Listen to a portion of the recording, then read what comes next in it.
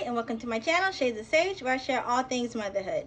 My name is Hashima. I'm a doula, chef, and mama of 5. And today I'm talking all about my decision to transfer to the hospital for my last birth, which was my 5th birth, and that was a VBAC after 2 C-sections. So a VBAC after 2 cesarean births, and do I regret that decision? So if you want to know, just keep watching. So if you haven't already seen my birth story for my last birth in the labor and delivery vlog, I will link it down below and in the iCard so you can check those out if you haven't watched it already, because I talk about, detailed why I decided to make that decision and everything that happened, throughout the course of labor and my birth and everything like that. But in this video, I want to talk about, do I regret it? And the answer, or the short answer, is no, I do not regret it. Even though there's a little part of me that really wished that the whole entire thing could have been the home birth. So like I said, it was an unassisted delivery, home birth, and all of that, which means I did not have a medical, quote unquote, obstetrician present or a midwife present. Now, my mom was here with me. She is an RN nurse, and she has given birth many times before. So, and she's a doula also. So I felt completely safe with her, but she's not specially or specifically trained in obstetrics or midwifery. Okay. So I think that maybe if I had a midwife present, I could have delivered here at home. But there was a point in my labor where I just was feeling really apprehensive, or, towards the end of labor, I was feeling really apprehensive about things. And I felt during that time that the best decision was to transfer to the hospital. So like I said, watch the birth vlog for all of that. But it was not like a medical emergency. So it wasn't like something crazy was happening and we had to go right away. It still was a pretty controlled, transfer and everything like that. And we did not have to call the ambulance or anything, or 911. We literally, got in the car and drove ourselves. So it wasn't like a medical emergency. It was more so me not feeling comfortable for the pushing stage of labor. Because once I got to the hospital, I was already 10 centimeters, and so I literally only pushed at the hospital. It was no laboring at the hospital, it was just pushing. So I wasn't there that long, and my baby was born. But in hindsight, I do not regret going. I am very happy that I went, because there were some complications postpartum that would have probably been big issues here at home, whereas in the hospital it wasn't, it wasn't really that big of a thing, because they have everything there. So for postpartum, like I said, everything, the pushing was fine. Once I got there, it went so fast, so crazy. It was great. But yes, once baby was delivered though, and she was born and she was fine, I was fine also. But the first thing that we noticed is that I had a short cord. So her umbilical cord was not really long. So of course, when babies are inside a mom, the umbilical cord is attached to the placenta. Now the placenta does have to be birthed. So after you give birth to your baby, there's usually a period that you have to wait a little bit, and then the placenta is delivered. So, all of that was happening, but we noticed that her cord was short. So we didn't really have that time to have the blood, clamp and go back to her and everything like that, because she needed to be checked out kind of right away. And when we did realize that the cord was short, I couldn't even pull her all the way up to my chest. That's how short it was. And I delivered in a squatting position, so she was already right there anyway, and I just kind of grabbed her on her way out, but I was not able to lay back in the bed and hold her to my chest because it was just too short. So they only only stayed free attached to her for just a short period of time, and then they clamped it and cut the cord and then checked her out. All right, so that was one thing that's not really an issue. Like I said, not really like a medical emergency to have a short umbilical cord, because it varies. Of course, it could be really long, it could be really short. Mine in this case, it was really short. It was really short.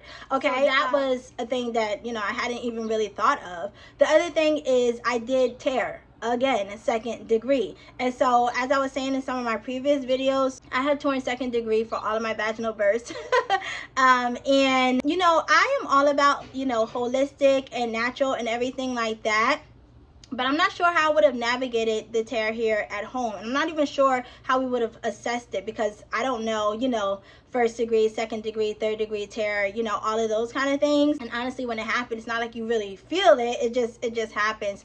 But afterwards, they can tell, how much you tore and if you will need stitches or not. Some women, decide to forego stitches and allow it to heal on their own. And there are some other natural ways out there to allow your tear to heal on its own.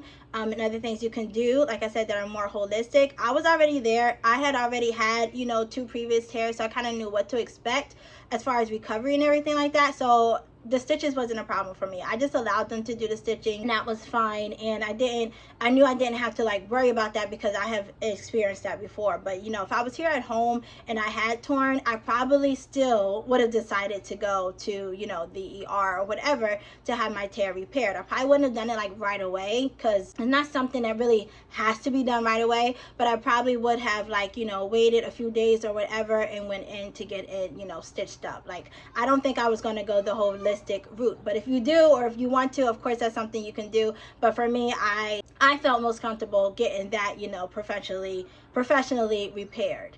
So that was another reason that I am glad that I went, because they were able to assess it and they were able to repair it right there. And it was just a part of, you know, postpartum, and it's not something that took super long or anything like that. And yeah, that was easy peasy. It actually was probably my best experience with my stitching and you know, repairing that area. So that was really nice. My doctors were great. They were amazing. I definitely loved them for that. And then the last thing that was kind of a big issue, I'm not gonna lie, that could have been a really big issue here at home, is I had a blood clot. So after she was born, and you know, and they're assessing the tear, of course there's bleeding. There's a lot of bleeding, you know, you give birth vaginally, C-section, there's a lot of bleeding that goes on in birth, right? Of course, right? But there's a certain amount that they don't want it to go over. So I wasn't having like a postpartum hemorrhage, but they did notice that as they were wiping, that there was still like a lot of blood coming out. And they knew it wasn't coming from my tear. And obviously it wasn't coming, you know, from the placenta and the baby. And so I remember when my doctor said, I think you have a blood clot and I have to get it. And I was so scared. Those were the scariest words to me. Like, not even hearing about the short cord or hearing about the tear. But when she said she had to go get it, and because I know in my mind, because I know about labor and delivery and birth and stuff, that she has to manually go up there and get it. And I knew that that was really, really, really important, because if any piece of the placenta is left inside, or any kind of, like, you know, uterine tissue or anything like that, that can cause mom to get really, really sick postpartum. And so all of that stuff has to come out. It has to come out. It could be a big thing, and you could need like a D&C later, and all that stuff if it goes too far. And so I knew that that had to happen. And she was like, oh, it's going to be real quick. I'm just going to go up there and get it. And I was like, okay. I mean, at that point, there was no other, you know, choice but to say yes. So I let her get it, and it didn't hurt at all. It didn't hurt at all. Thank God. I think because I was already, you know, obviously 10 centimeters dilated in order to get baby out. And thank God, again, she had really small hands. I honestly did not feel it. She went right up there, like she said, 5 seconds at the most. She went right up there, grabbed it out, showed it to me. And it was a substantial size. It was like, I don't know. Here, let me see if this is a good size. I don't know. It was pretty big. Maybe about this size, balled up. You just imagine it's red, whatever. But a blood clot, and she grabbed it right out, you know, pushed on my stomach a little bit to see if that was the issue, and it was. And the bleeding had stopped from the inside, and they were able to, you know, repair my tear. And basically, that was it. I was able to go on my way. So those are the 3 things postpartum that was kind of, at home, they could have been unsafe. Like, I'm not going to lie and say it wouldn't have been. It might have been in my case for me, because I didn't have experience with those things. And so those are the main reasons that I am glad that I went. I am glad that I went to the hospital for that last stage, for the pushing stage of labor, just because postpartum, so many things can go wrong. And I'm glad that I was able to get that extra help that I needed at that point in time for my delivery. Now, am I against home births? Absolutely not. No, I am a proud supporter of home births. I think it is a good alternative for women who know what they want, who are comfortable in making that decision, who have done their own research. I definitely did my own research. Again, I don't know everything because I'm not trained specifically in childbirth and labor and delivery. My job as a doula is labor and delivery support. So labor and delivery support for the pregnant person, for mom, and for her partner and her family, right? And, you know, coping mechanisms and all of that kind of stuff. But the medical side, no, I'm not trained for it. But again, I did a lot of my research, and I was comfortable with staying home. It was my 5th pregnancy. I knew how labor went for me and how it felt in my body and everything like that. And even when I made the decision to transfer, I use my best judgment and I use my intuition, and I am big on that. Like, if you're a mom that's pregnant, you plan on being pregnant in the future, trust your intuition, because at a certain point, like I said, it was my brain, my body was telling me, no, I need to be to the hospital. I need to be at the hospital for this next stage. Like, I just knew that. And as much as I wanted the home birth, as much as I wanted to, you know, be able to say I did it and here at home and everything, I'm glad I went, because honestly, at the end of the day, the most important thing is the health of baby and mom. And you know, I was able to come home safely. My baby was able to come home safely like a day or two after she was born. And I felt completely comfortable with my decisions for the whole thing. And I am still glad that I decided to home birth, because I'm not so sure if I would have been able to get my VBAC after 2 C-sections if I had started the whole process, you know, in the hospital and done all of that stuff. So I am still glad with my decision overall. I am really, really happy with the way that my last birth went. Like I said, if you want to check it out and watch it, you can. It was really, really, really fun time. Definitely one of the greatest days of my life. Like, it was so great.